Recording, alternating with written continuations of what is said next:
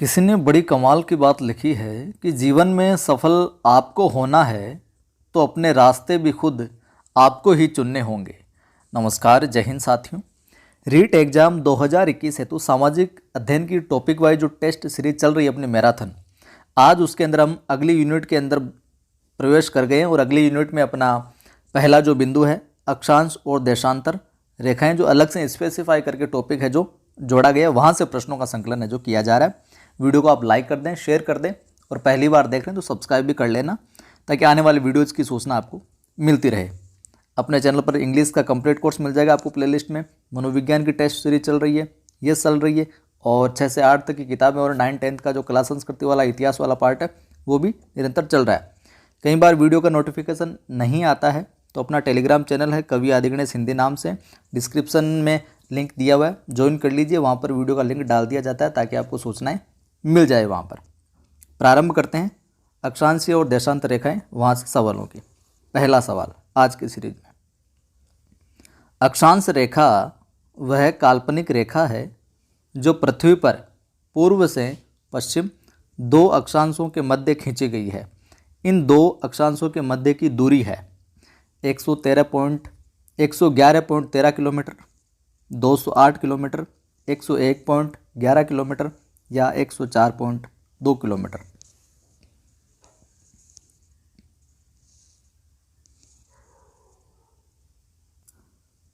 सही उत्तर हो जाएगा अपना ए विकल्प 111.13 किलोमीटर। और विकल्प में 111.13 नहीं हो, 111 किलोमीटर हो तो भी सही माना जाएगा। तो ये आप चीज़ में ध्यान में रखिएगा। थोड़ी सी व्याख्या देख लेते हैं। प्रयास ये किया गया कि समग्र रूप से संकलित किया जाए सारी चीज़ों को। दो क्रमिक अक्षांशों के मध्य भाग को जाल कहते हैं या कटिबंध कहते हैं। दो क्रमिक अक्षांशों के मध्य जो भाग होता है उसको कटिबंध कहा जाता है या जाल कहा जाता है। इनकी संख्याएं 181 होती है। इस प्रकार पृथ्वी पर कुल अक्षांशीय जो वृत्त है 0 डिग्री अक्षांश सहित 181 है। ठीक है। अगला सवाल, कुल अक्षांश रेखाएं 181 होती है। सामान्यतः अक्षांश रेखाओं की संख्या है 180 होती है, लेकिन कुल अगर आ जाएगी 0 डिग्री अक्षांश सहित तो 81 हो जाएगी, और ऐसे अक्षांशों की संख्या कितनी होगी 180 ही होगी। ठीक है। और 0 डिग्री अक्षांश सहित आ जाए तो 181 करना है। तो ग्लोब पर अक्षांश रेखाएं कितनी होती है या अक्षांश वृत्त 180, 181, 179, 182। तो ग्लोब पर जो अक्षांश रेखाएं होगी वो हो जाएगी 179 ग्लोब पर। देखिए व्याख्या समझिए इस चीज़ को। ग्लोब 3D होता है और मानचित्र पर अक्षांश रेखाएं 181 होती है कुल। मानचित्र 2D होता है। सभी अक्षांश रेखाएं वृत्त का निर्माण करती है। सबसे बड़ा वृत्त विषुवत रेखा बनाती है।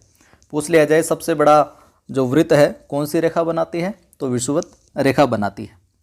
अक्षांश रेखाओं के द्वारा जलवायु का निर्धारण होता है, याद रखिएगा इस चीज़ को भी। अगला सवाल, ग्लोब पर दो अक्षांशों के मध्य की दूरी प्रत्येक स्थान पर रहती है समान, असमान, कभी असमान या फिर अव्यवस्थित।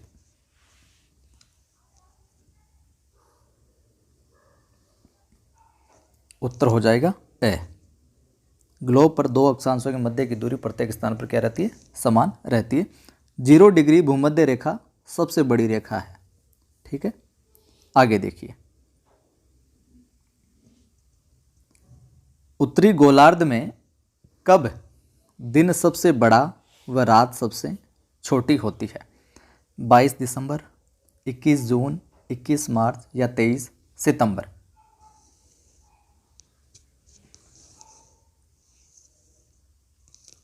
उत्तर क्या हो जाएगा ब 21 जून को। उत्तरी गोलार्ध में 21 जून को दिन है जो सबसे बड़ा होता है और रात है जो सबसे छोटी होती है। और दक्षिणी गोलार्ध में इस दिन इसके विपरीत हो जाएगा। व्याख्या देखिए, इस दिन कर्क रेखा पर सूर्य की किरणें सीधी चमकती है। यानी कि 21 जून को कर्क रेखा पर सूर्य जो डायरेक्ट फोकस करता है तो उजाला ज़्यादा रहेगा मतलब दिन बड़ा होगा, उजाला ज़्यादा रहेगा, इसी का मतलब है दिन बड़ा रहेगा। तो इस दिन कर्क रेखा पर सूर्य किरणें सीधी चमकती है। अगले फैक्ट की हम बात करते हैं तो 22 दिसंबर की, यहाँ पे थोड़ा सा लिखने में उल्टा लिख दिया है हमने। तो मकर रेखा पर सूर्य की किरणें क्या सीधी चमकती है, तो यहाँ पर दक्षिणी गोलार्ध में इस दिन क्या हो जाएगा, रात है जो वो हो जाएगी छोटी हो जाएगी। यहाँ पर ये ध्यान में, रात है जो छोटी हो जाएगी और दिन है जो बड़ा हो जाएगा। ठीक है, 22 दिसंबर को दक्षिणी गोलार्ध के अंदर रात तो हो जाएगी अपने छोटी और दिन हो जाएगा बड़ा, क्योंकि यहाँ पर पूरा फोकस सूर्य की जो रोशनी है वो सीधी चमक रही है, किरणें सीधी पड़ रही है, तो दिन हो जाएगा बड़ा यहाँ पर और रात है जो छोटी हो जाएगी। ये थोड़ा लिखने में हो गया, ध्यान रखिएगा। अगला फैक्ट देखिए, 21 मार्च और 23 सितंबर भूमध्य रेखा पर सूर्य की किरणें सीधी पड़ती है, अतः पूरे विश्व में रात और दिन है क्या होते हैं, बराबर होते हैं। अगला सवाल देखिए, भारत में कर्क रेखा कितने राज्यों से होकर गुजरती है? 6, 7, 9, 8। तो यहाँ उत्तर हो जाएगा अपना 8। भारत में कर्क रेखा कितने राज्यों से होकर गुजरती है? 8। कौन कौन से? गुजरात, राजस्थान, मध्य प्रदेश, छत्तीसगढ़, झारखंड, पश्चिम बंगाल, त्रिपुरा और मिजोरम। और उज्जैन का महाकालेश्वर जो मंदिर है इसी रेखा पर स्थित है। अगला देखिए, कर्क रेखा कितने महाद्वीपों को स्पर्श करती है? 2, 3, 4, 5। उत्तर हो जाएगा 3। उत्तरी महाद्वीप यानी अमेरिका, अफ्रीका महाद्वीप और एशिया महाद्वीप, इन 3 महाद्वीपों को कर्क रेखा जो स्पर्श करती है। अगला सवाल देखिए, पृथ्वी पर किस रेखा का व्यास सर्वाधिक होता है? कर्क रेखा, मकर रेखा, भूमध्य रेखा या विषुवत रेखा, या इनमें से कोई नहीं? उत्तर हो जाएगा स। और भूमध्य रेखा 3 महाद्वीपों दक्षिण अमेरिका, अफ्रीका, दक्षिण एशिया से होकर गुजरती है। अगला सवाल है, मकर रेखा किस महाद्वीप से गुजरती है? ऑस्ट्रेलिया, अफ्रीका, दक्षिण अमेरिका, सभी। तो उत्तर हो जाएगा सभी। अगला है, ग्लोब या पृथ्वी पर उत्तरी ध्रुव को दक्षिणी ध्रुव से मिलाने वाली काल्पनिक रेखा कहलाती है? भूमध्य रेखा, विषुवत रेखा, देशांतर या मध्यांतर रेखा, इनमें से कोई नहीं?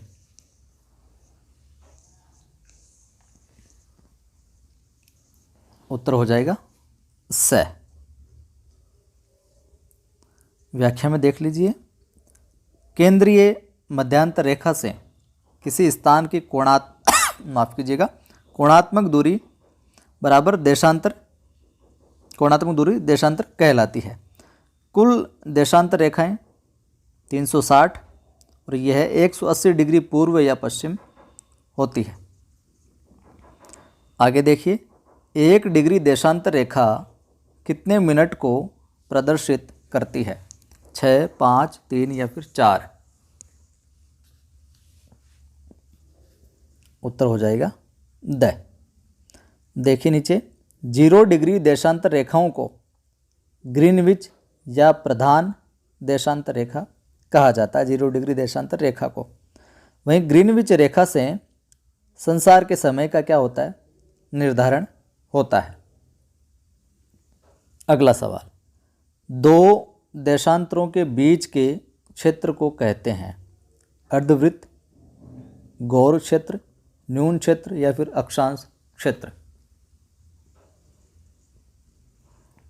उत्तर हो जाएगा ब। व्याख्या में देखिए, देशांतर रेखाएं ग्लोब पर अर्धवृत्त होती है, जबकि मानचित्र पर खड़ी रेखाओं के रूप में होती है। अगला सवाल है, विषुवत रेखा पर 2 देशांतरों के मध्य दूरी होती है, तो कितनी होती है? 111.32 किलोमीटर, 112.32, 113.32 या फिर 114.32?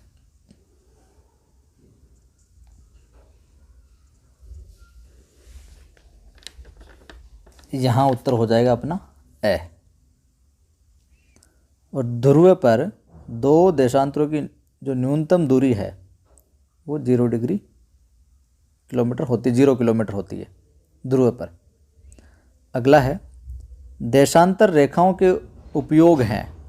देशांतर रेखाओं का उपयोग क्या है? स्थिति निर्धारण, शुद्ध मानचित्रण, समय निर्धारण या सभी हेतु।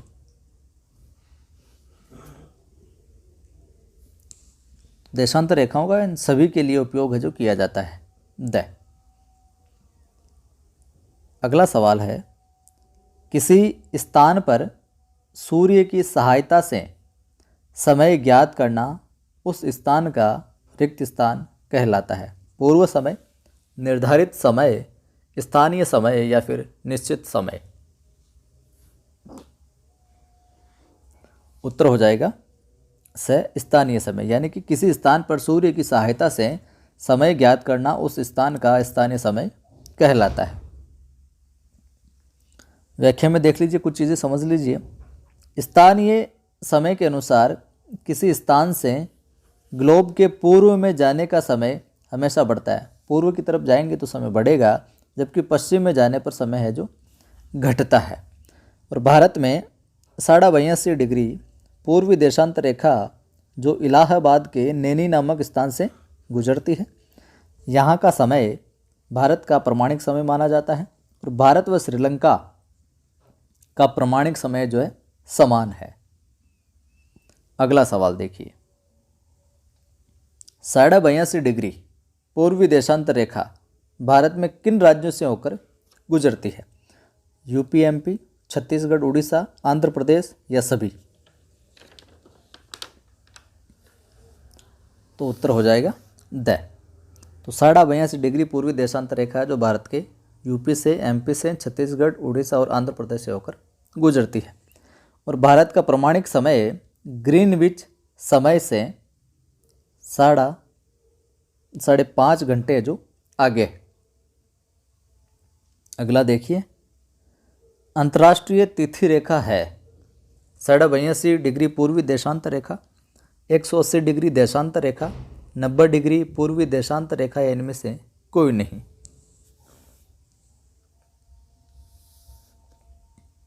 ये सवाल पूछा गया है, ध्यान रखिएगा। उत्तर हो जाएगा ब।